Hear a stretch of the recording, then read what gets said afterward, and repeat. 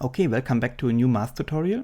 In this video I would like to explain how you can solve a system of linear equations with the help of the so-called Gaussian elimination algorithm, also called row reduction. Yeah?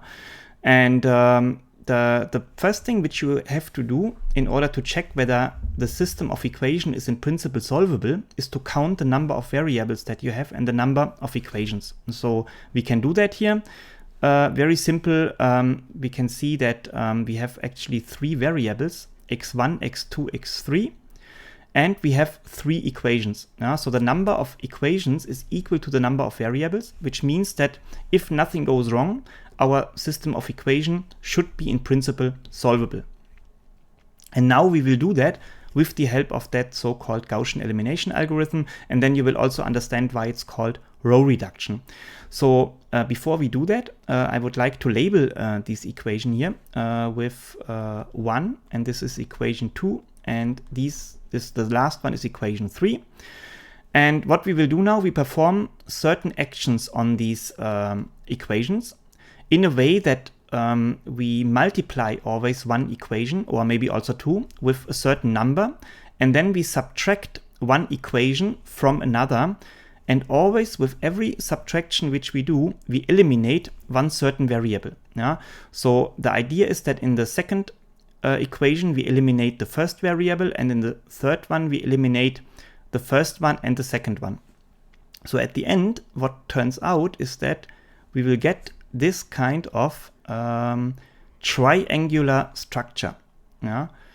And then at the end, what you see immediately, you have the third variable in the third equation. For that we get directly a number, and then we can insert this later back into the second equation. Then we get the second variable, and then we can insert both into the first one and get the first variable, and then this is actually done. Yeah? Maybe it's not the most efficient algorithm, but it usually works very well. So maybe in one of the later videos I can also present some other algorithms.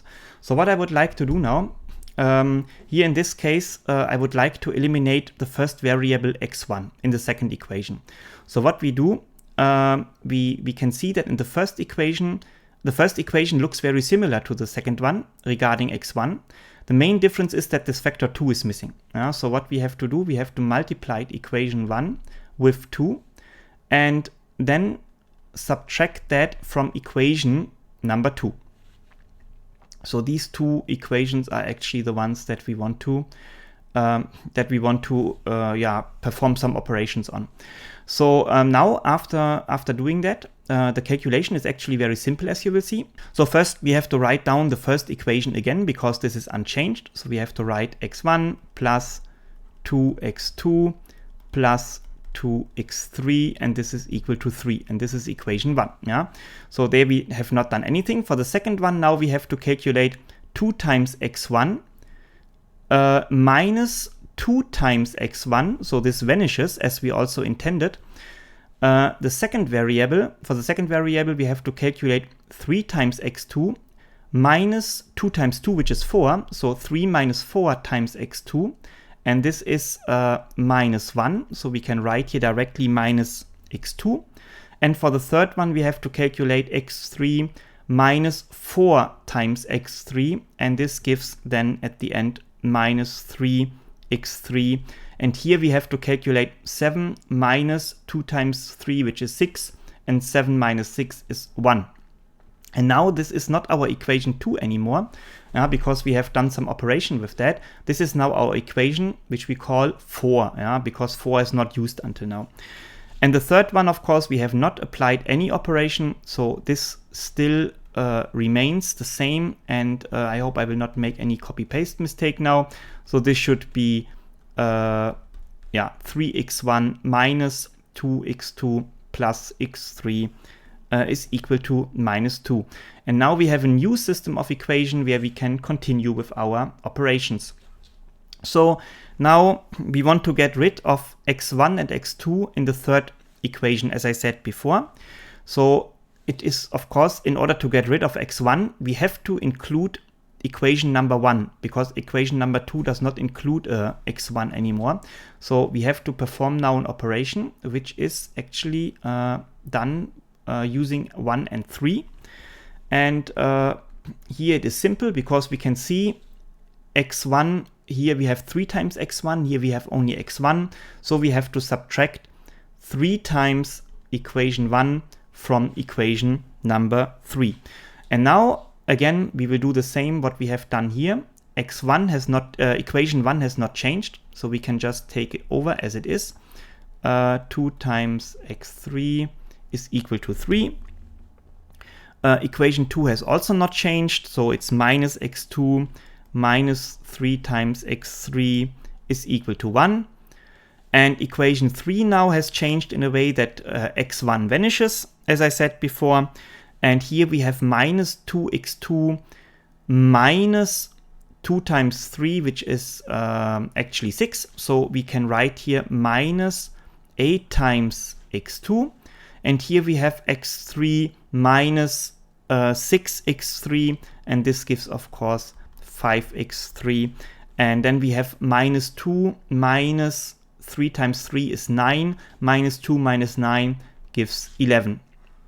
So now we have another system of equation with equation number 1, equation number 4, and this now we call maybe equation number 5. And then the last step that we have to perform, we have to now get rid here of this x2. So the last step includes equation number 2 and 3.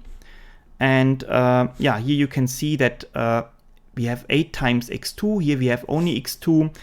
So similar what we have done before, we can write here equation number 5 minus 8 times equation number 4 actually. Yeah? So this we can do now, and exactly the same what we have done before. So it's actually repetition of the same thing again and again. So equation 1 has again not changed. So here we have x1 plus 2x2 plus 2x3 is equal to 3. 2 times x3 actually. Here we have minus x2 minus 3x3, which is equal to 1. And here completely in the last line, we get minus 8 minus 8 minus minus 8 actually. So it's minus 8 plus 8, which gives 0. So this vanishes, this x2, exactly what we also intended. And here we have minus 5 minus 3 times 8, which is 24. So minus 5 plus 24, which gives a value of 19x3. And here we have minus 11 minus 8, which gives a minus 19. Yeah? So now we have 3 equations. And this is equation 1. This is equation number 4. And this equation would be then equation number 6. So now you can also see how many steps we have actually performed in order to reach there. And now everything is in principle done. Yeah? So we have now 19x3 equal to minus 19. So we can directly get here from this equation number 3, we can get x3, as I said before. And for that we have to divide this by 19. So we can say x3 is equal to minus 1. Yeah? So this is already our first result that we obtain. Now maybe we can make a new page. So what we have to do now, we have to insert this x3 into equation number 4, and then we can directly calculate x2. Yeah. So what we will do now, inserting x3 into equation 4, and this gives a minus x2 minus 3 times x3 minus 3 times x3, which was minus 1, as we have said before, and this gives then a 1. So the first thing which we can do, we can calculate here 3 times minus 1, which gives a minus 3, times minus 1, which gives a plus 3, So this means x minus x2 plus 3 is equal to 1. And then, of course, we have to only subtract 3 from both sides. And then this gives a minus 2. And then we have to delete this minus actually. So at the end, what turns out is x2 is equal to, x2 is equal to the value 2. This is our second result that we obtain. And now for the third one, we have to insert x2 and x3 into equation 1, as I have said in the beginning. So now we can write here maybe inserting x2 and x3 into equation 1. And this then leads to x1 plus 2 times 2 plus 2 times minus 1, which was our x3, and this has to be equal to 3. And now we can actually again solve these products here. So what is we have at the end is x1 plus 4 minus 2 equal 3. This gives a 2, and then we have to subtract 2 from both sides, which gives a 1. So at the end, when we solve that, we get x1 equal to 1.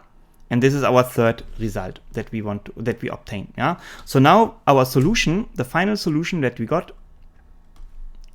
x1, x2, x3. This is actually equal to minus 1, 2, and 3. So minus 1, 2, minus 1, 2, and 1.